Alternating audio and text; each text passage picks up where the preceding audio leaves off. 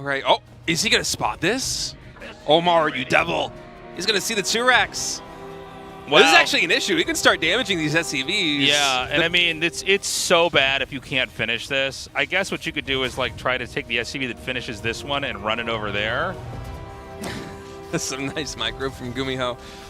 It is delaying this a little bit. One hit away is that SCV, but oh, it's so tricky. This is one of those things where just mechanically trying to execute this right is really hard because you can always accidentally cancel the barracks making with the SCV if you hit escape on the wrong thing. So he sees it, and I mean, that's big. That's really, really big because just being able to catch the Reapers and kind of shut this down puts you on an upward trajectory. Yeah, Maru's to be very well prepared. Already has a bunker up on the high ground, throwing down his factory. So wind already a little bit out of the sails of this push as GuMiho's going to come up to the ramp. SCV and a Reaper, and then retreats back off. It's really the next production cycle that's going to be able to determine how much GuMiho can get done with this, and he is not slowing down on the Reaper production. He's going to throw a factory down at home, so they're both still going to power up here. The entrance is a little bit uncomfortable. He can't quite run through because there's a bunk. Well, hold on. He's going to be overextended. Oh, my God. She pops the Marine over that. Got to be very careful. When you're the defender here, you can't afford to lose any extra units. Yeah, especially switching into Marines like this. I'd be very careful with them because any damage on the Marine is going to be permanent damage until that medevac comes out. Oh, nice grenade. GuMiho diving a little bit. Retreats back off. Yeah, you know, the Reapers are hard to fight. I don't know that he can keep this depot up, which is actually pretty bad. I mean, that's going to supply block him, and it's going to let the Reapers in here. The bunker doesn't really matter right now. The Hellions here, and the Hellion, like, it can fight Reapers if it hits him in a line, but you can also overextend with a Hellion and just die. Yeah, some good damage so far from GuMiho, considering this got scouted so early on, able to take down 2 SCVs, I think 1 Marine, supply depot also. Maru still supply blocked, I believe. Oh, what am I saying? It just finished. Reaper's now coming back up the ramp. Oh, these grenades are so good at zoning away the Marines. He might be able to force a liftoff on this barracks if he's able to continue poking up like this. So he's just going to move the barracks back.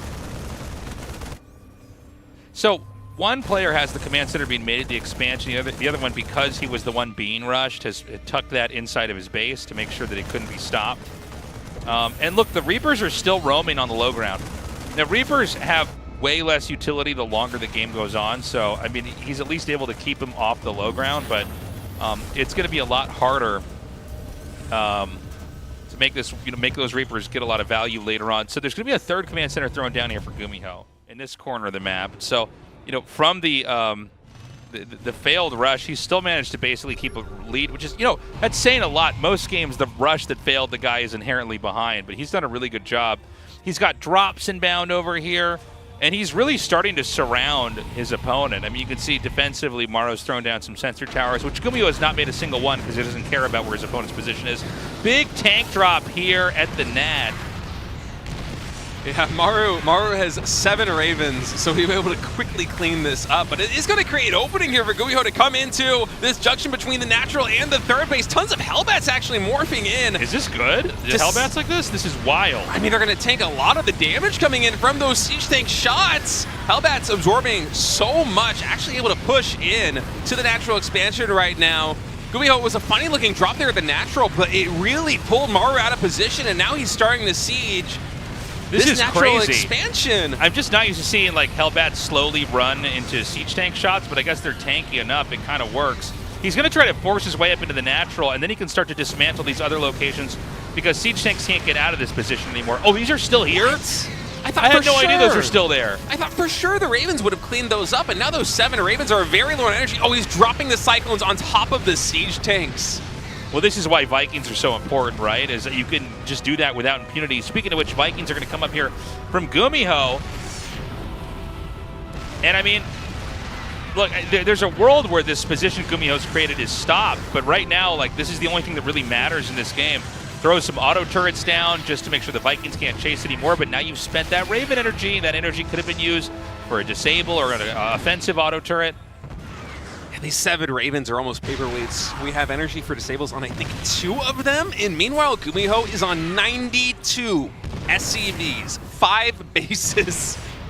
I mean, just the macro tempo of GuMiho with Mech Terran, whether it be TVT or TVZ, seems completely unmatched right now. All right, he's moving in here, and he's just going to have the Hellbats tank, and then the Cyclones do the dirty work. And suddenly this position is completely fractured as well, which certainly means that the next base over here at the center right is going to be killed off. I mean, auto turrets come down, and he just steps away. He knows those aren't going to last for very long, and once they're gone, he just resumes exactly what he was doing. This game, I think, is over.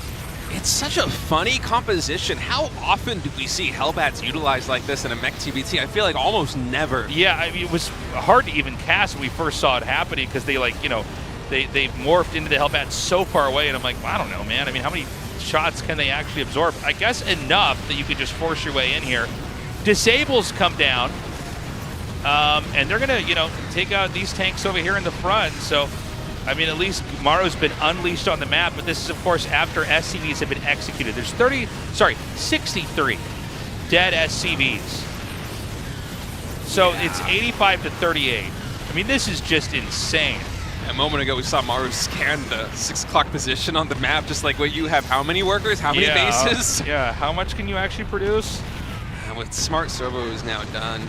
And we already have so many Hellbats. This is 28 Hellbats lost already, 8 Hellions. This is so many factories. Often you don't see this many because you're not making mass Hellions in a Mech TVT. You're making much more expensive units like Vikings, right? Like siege tanks, like Ravens, occasionally a couple of Cyclones. And even as Maru shakes free of the position, I mean, I think he's just too behind.